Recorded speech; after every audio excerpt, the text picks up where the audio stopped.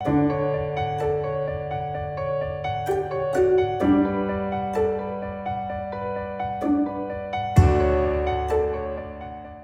welcome. So hopefully if you're coming from Facebook, you found me okay. Patty Hall. What you're here about is that real dirty word called love. Yeah, nobody seems to want to use that anymore. What's the deal? Or they're fearful of using it. A fear can hold us back on so much, especially when it comes to love and misunderstanding it, because if you say those 3 words, oh my goodness, it's going to cause you so much trouble, heartache, blah, blah, blah, blah, blah, right? Not at all, not at all. So what you're here for today is actually to learn about the differences of love, being in love. How about the 8 different kinds of love, as well as 5 love languages? Did you even know all that? What element of love are you in with what relationships you have with your family, your friends, maybe a partner, all that kind of stuff. So let's figure this all out. So why is it that people are so fearful of saying those words? Here's the thing. It's very easy to say the words, but what is connected to those words? Actually, they are feelings. Those are feelings that actually are a choice that you can actually grow, hold back, or do absolutely nothing with. Sometimes people say those 3 words out just because you want to pacify somebody else. Not a good way to do that. So we're actually going to start to talk about a little bit of that definition. We're going to talk about each element, what it means. We're also going to talk about 5 love languages. And also, too, if you've not picked up the book, there's actually a book on it. It's called The 5 Love Languages. Yeah. So if you haven't picked that up, then it's actually a very good read, especially if you're in a relationship that might be having a little bit of trouble, because I'll guarantee that you're not understanding what the other person's love language is.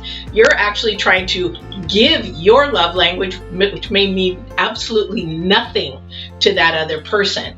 So that we'll talk about those. And what is good love? What's toxic love? Or is there really a toxic love? Let's find out. So let's get started. Where did love really start? Okay, in Get Balanced 2020, we talk about the mind, the spirit, and the body. Okay, and we always say that spirit starts first. Spirit speaks to our character, our personality. It tells us what's right and wrong, whether we want to listen or not, right?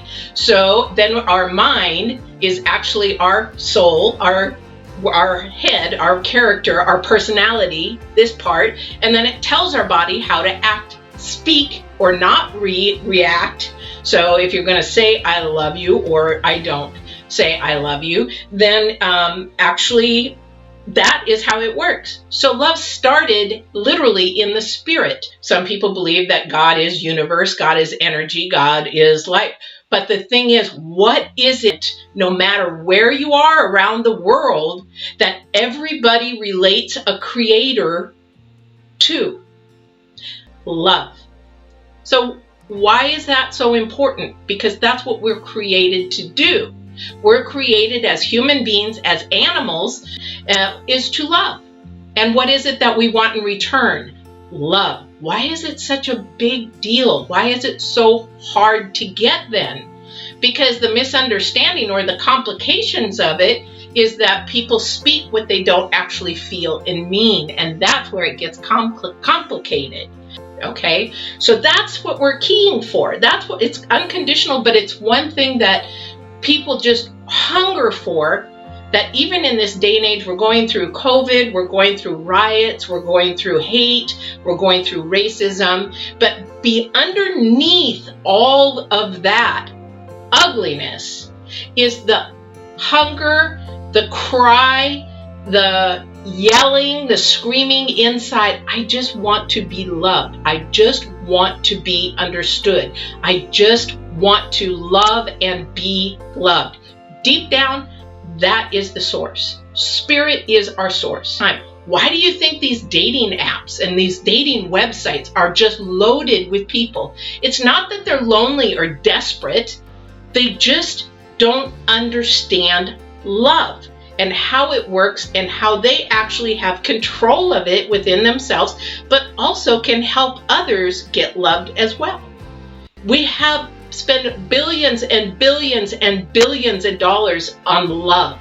Why? Because it is the most important element on this big green ball or blue ball, whatever you want to call it. So let's get down to some of the nitty gritty. What is sort of the definition? So is love and being in love the same thing? Nope, it's not. And there are different levels, like we talked about, of love. We're going to talk about the 8 different types of love. You can determine where you're at in your self-love. Where is that? And what kind of love is that? Self-love. And then where you are with maybe your family or your friends or whatever. And why is it so hard for us, just as friends or family, to even just say I love you without somebody panicking, getting a heavy, quick breathing and all that kind of stuff? It is something that we should be able to say and feel free-flowing. So let me ask you this. Is love a choice? Yes? No? Love is a choice. You can choose to love someone. You can choose to fall in love with someone. You can choose to fall out of love with someone. You can actually choose to not love anyone. But again, you're lying to yourself, because what is the number one thing a human being is in search for? And what is that? Love. Okay? And why? Because even if you look at love and any of the faiths around the world, what do they ask you to do? Protect your heart, guard your heart, or whatever that is. You want to protect it, because the heart is where the spirit lies. And that is what we need to keep like an armor on. So we need to be mindful who we let into our circles, who we are going to love or not love, choose to love or not love, because that could really affect us. And so is there a toxic love? Yes, there is. Is that really love if it's toxic, dysfunctional, destructive? No, because there's fear behind the person that actually may be the one being the one that is actually doing any harm. So there's fear and brokenness there. So that's a different topic. Toxicity is a different topic. But the thing is that, yes, okay? So I'm going to switch this around, and we're going to go and we're going to talk about the different elements of love. And hopefully you guys can see what I'm talking about. Okay, so these are the 8 things of love. Agape, unconditional. You're going to hear that. You'll hear, like, I'm into horses, so you'll hear horse rescues talk about an agape horse rescue. Unconditional. You're loved unconditional. Can we as human beings live unconditionally? If we are selfless and living for others rather than self, then a lot of the times there is a possibility, but unfortunately our brain gets in the way, and it's really, really hard not to either put a stipulation, a standard, put boundaries or whatever, because we want our own way. Excuse me, we're part of that. Never eat hot dogs before you do a video. Anyway, it's very, very hard for a human being to give unconditional love, because it's just, and that is a spiritual love is the most ultimate thing that you're going to get close to an agape kind of love. So eros, these are all Greek terms. So if I butcher them, I'm sorry. I don't speak Greek. I speak Japanese. So I sort of do my cinnamons like Japanese. So eros, you'll find that in writing, romantic love, fictions, romantic kind of love, eros, pathos, and all those kind of things. Get to the emotions of it. So that is a very romantic love. That's more of a movies kind of thing, you know, because in romance is one thing to one person might be different to another person.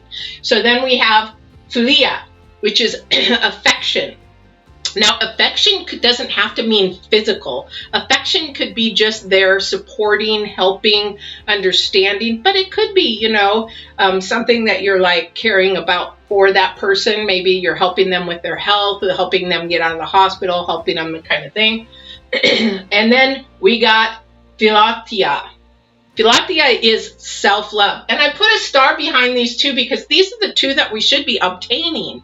The number one things is we should be obtaining actually first our self-love, and then agape, trying to achieve unconditional love, which means you're going to have to get into your spirit a little bit. And if you don't want to get into your spirit, and that could create a very imbalance, because you have to have spirit, mind, and body all together to get balanced. So storage, I want to say storage on that one all the time, but that's a familiar. So that'd be sort of like family. We're familiar with somebody. Or if you've been in a relationship a long time, then you're very familiar. You know the ands, ifs, buts about another person. And so it's just familiar to you. Maybe an old child friend who's known you for so many years, that's a familiar. So that is a form of love. It is a form of love to actually sit there and be around that person. You like that familiar. Sometimes we sort of get stuck there though, and that familiar could be also something that we need to move away from to grow, and we want to stay there, and then sometimes we just don't grow. We sort of get stuck there. So, and pragma is enduring. Look at the older couples that have been married 40, 50, 60 years. That is one of the ultimates, I think, because you have endured the test of time. You've been through the good, the bad, the ugly together. You know everything about you or the other person, and it is something, there is an attachment, a spiritual attachment, that no matter what that person could do, say, or didn't do, is you're going to stay with them. That, to me, becomes an agape love. Because if you've stood the test of times with somebody for that long, how could it not be agape love? So I really think that the pragma and the agape love should actually go together. But next one is ludus. Ludus is playful, sort of that, kind of fun. You just want to go have fun. Maybe you want to dress up and do stuff, or maybe you want to, go do things together. Could be some intimacy, fun things as well. But that also too can be a family playful love. So even though you have actually familiar and playful, a family does. You go on a vacation together, you go to Disney World, Disneyland, or whatever. That's very playful, and you're doing it all together because you all enjoy it. So that's a playful love. Telling jokes or having fun or coffee or whatever. Playfulness, just lighthearted, keeping the energies lifted up, very playful. Now, mania, that one is an obsessive love. So obsessive actually is borderline, only because when we obsess over something, it becomes an idol. It becomes something that you cannot stop thinking about, sleeping about, and all that kind of stuff. Is this being in love? Not really. So this is actually a love that is sort of based a little bit deeper, but has a little distortion to it. You can be obsessed about something, but then that balance gets off. So our balance is not healthy if we begin to think something of an obsession over something. That's like when I worked in chemical dependency, becomes an addiction or something to that. Sexual addiction is very much an obsession. So that is not a love. You have a love of it, but you're so obsessed you cannot control yourself over it. That's when it becomes a little detrimental to your well-being, your healthy self.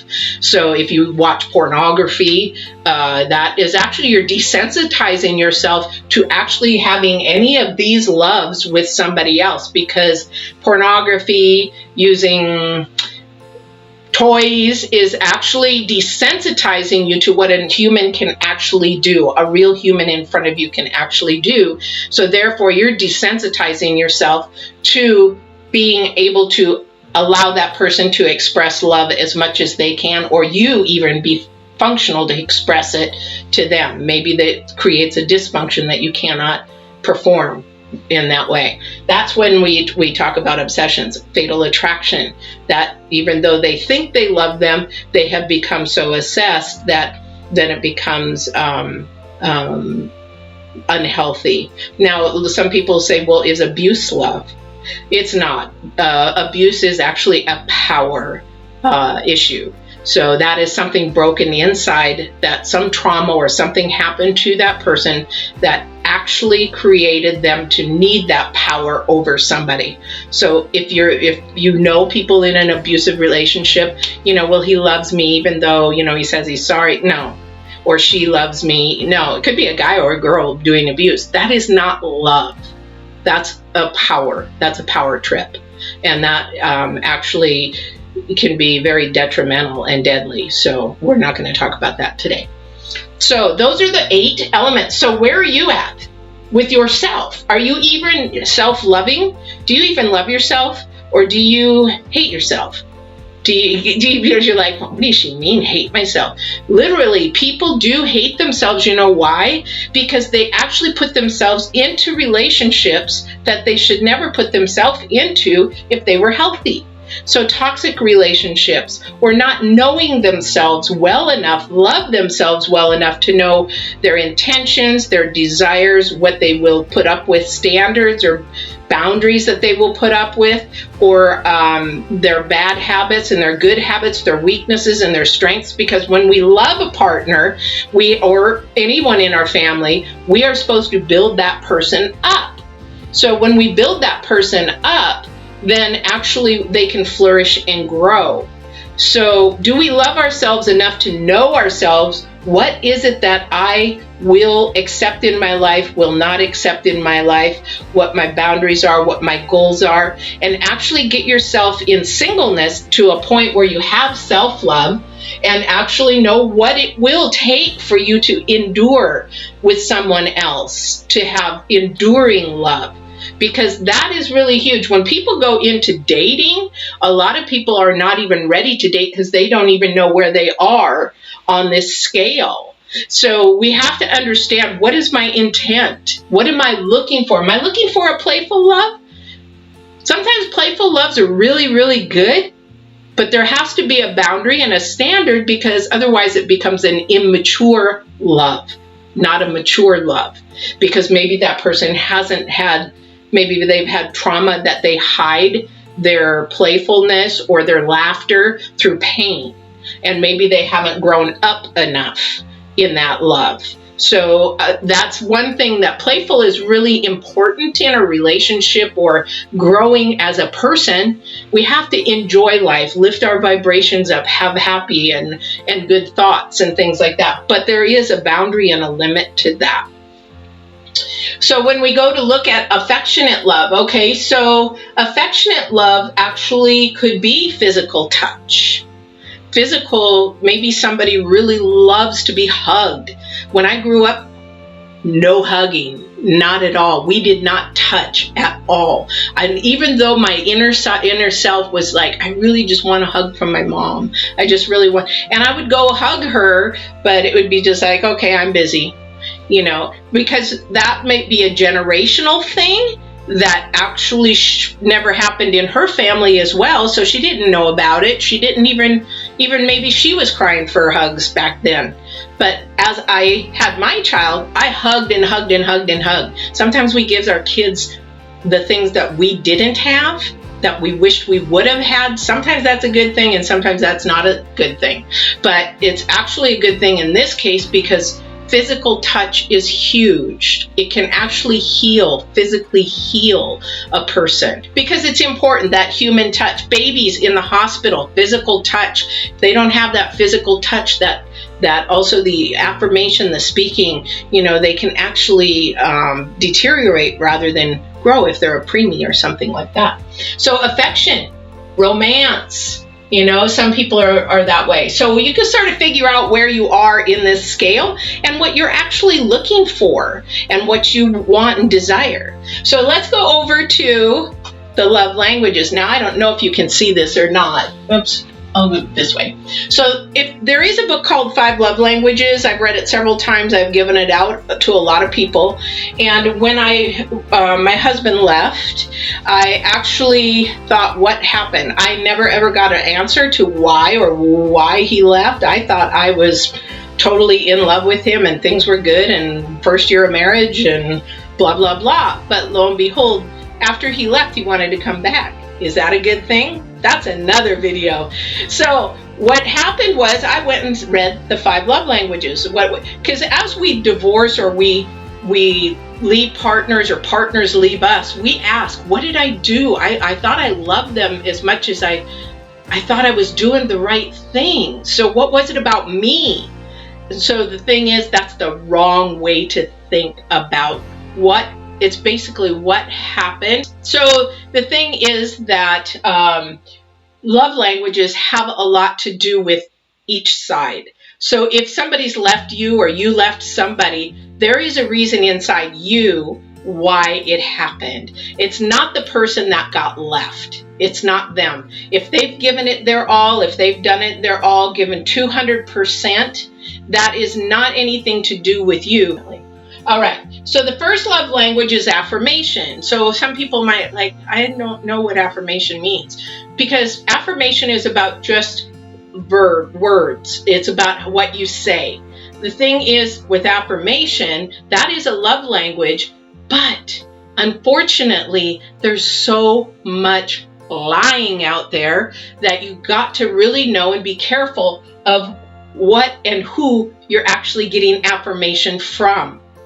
It has to be somebody that is going to support you, lift you up, going to be a helper, somebody that has got your back, somebody that is maybe even seeing you go the distance. So you want that affirmation from somebody in that.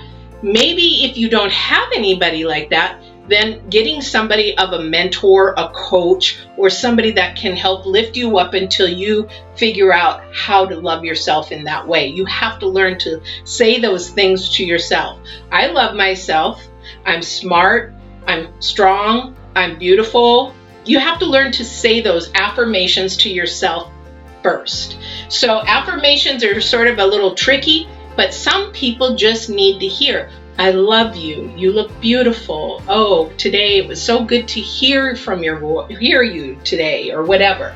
Second one is acts of service. Well, what do you mean by that? What am I supposed to be, a servant to somebody? No, that is not what it means at all. So acts of service is a huge, huge love language. You think of doctors and nurses and things like that as a love language because it's actually helping in some manner, form or manner, like a volunteer. Volunteers are passionate about what they're volunteering about. That's a service love. You'll hear that in different type of faiths, you need to serve.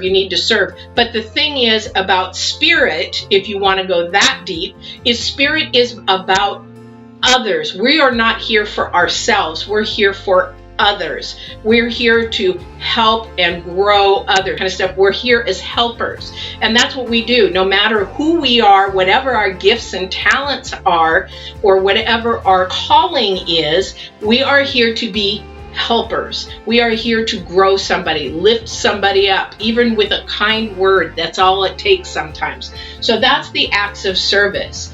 And again, examples of acts of service in a relationship. Maybe you are wanting to help clean somebody's house. Maybe you're doing the dishes just because the other person's really tired, works 10-hour days, and that's their love language, is an act of service. Okay, so receiving gifts. This is a huge one. Materialism to me is nothing, but to my daughter, it's huge. If I were to buy her something, she thinks that is me showing her that I love her. So it could be even a little thing as an ice cream cone or something of that. But some people's gifts are huge. Me, I like flowers. That's about it. Give me flowers and I'm a happy camper. Quality time, that is a huge one. We in this busy world, and now that we're in COVID, a lot of people in quarantine, you got lots of quality time, right? Well, we find out actually how much we can love in different ways and what each other's love language is. This is actually a good topic and a good thing to sit down.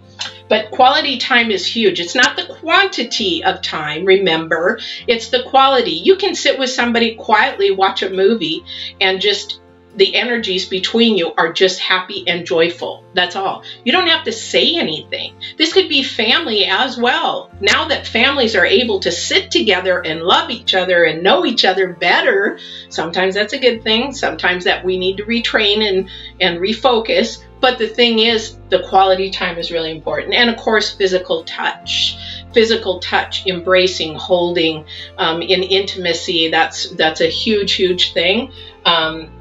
I won't go into that because that can create soul ties, which you don't want to create soul ties. You want to create a soul mate or a mate for your soul. But that's another topic for another time. So, question is, which one is your love language? And do you have more than one?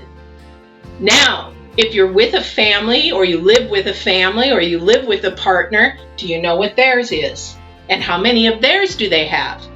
The reason why I bring this up is after we got divorced, my husband wanted to come back.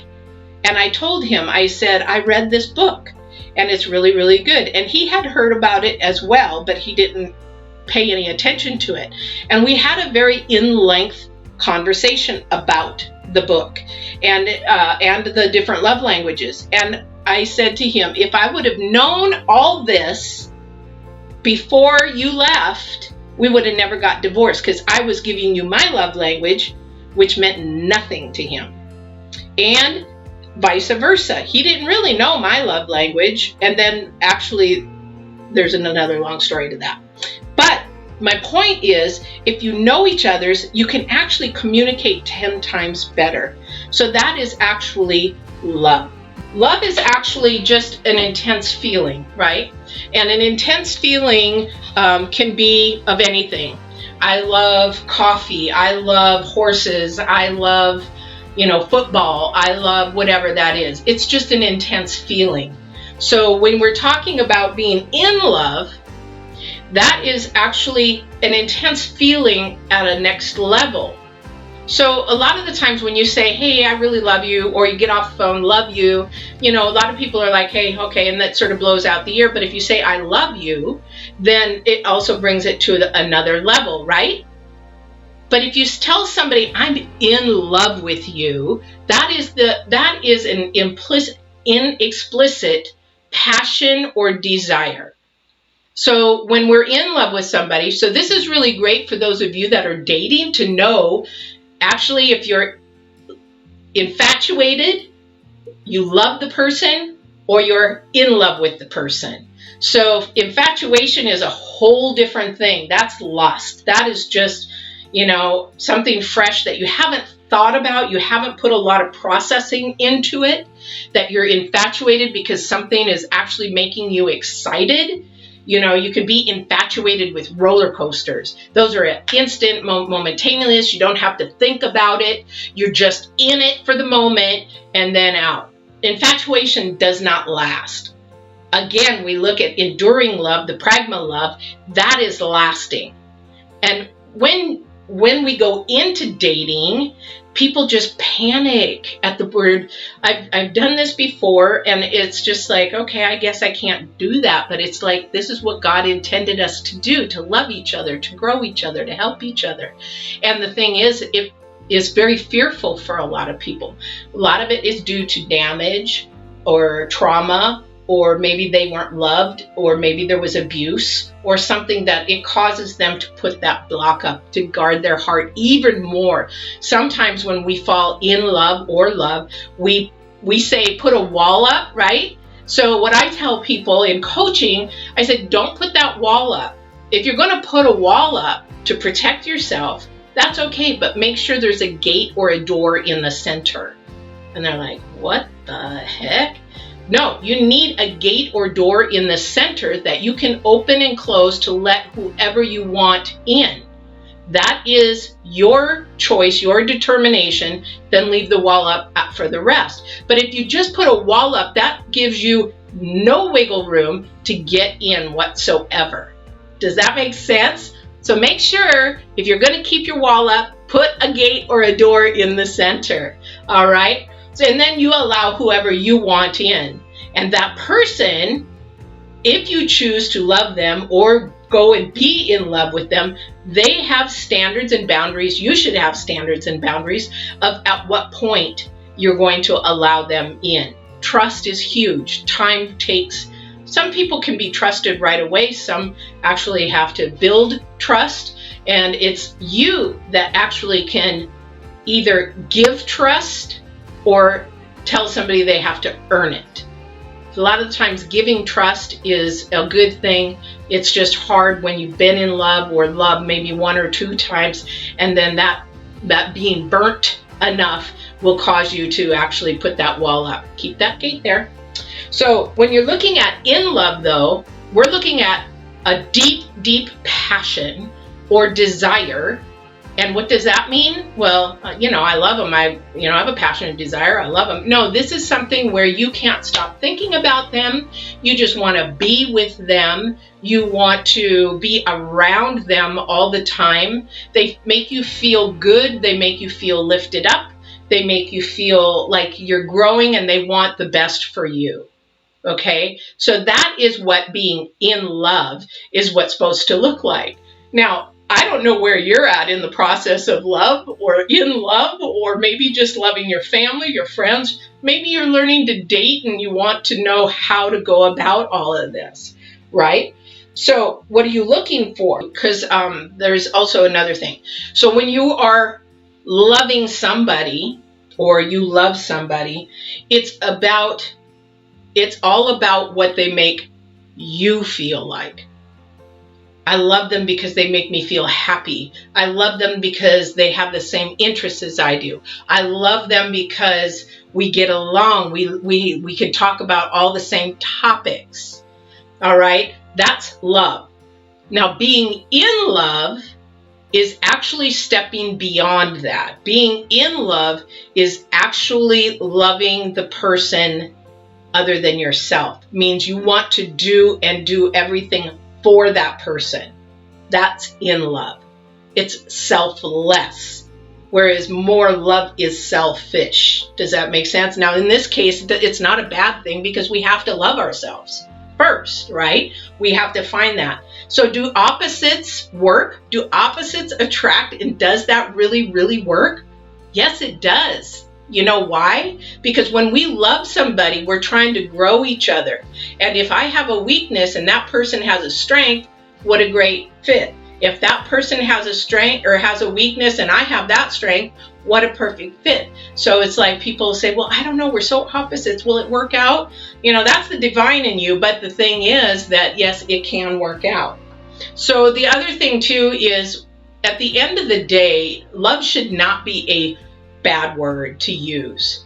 We talk about all the dysfunctions in the world, but the thing is that we need to know that every single being, every animal on this earth, everything just needs love, wants to be loved.